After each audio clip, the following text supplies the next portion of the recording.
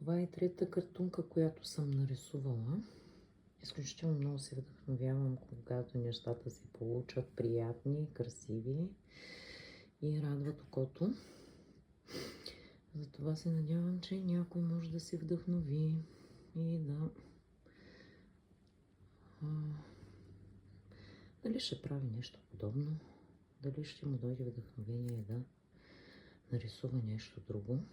Аз изключително много се вдъхновявам, когато гледам другите хора да творят каквото и да било, особено рисувано, нали? Защото рисуването, да кажем, че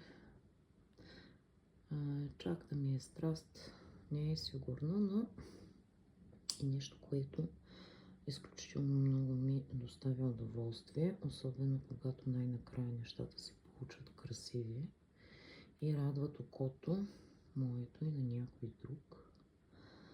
Затова и съм се заела да снимам тези картунки и да ги поствам, евентуално да ги показвам, нали?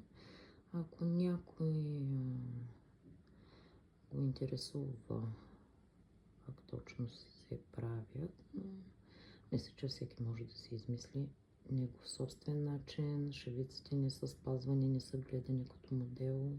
Абсолютно са измислени от мен. Съответно, за някой ползвам нещо подобно като печати, но не напълно, защото всичко трябва да се дорисува. Картоната е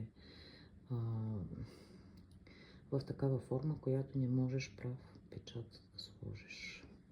Така че на ръка е единствения, ето подписът, единствения начин.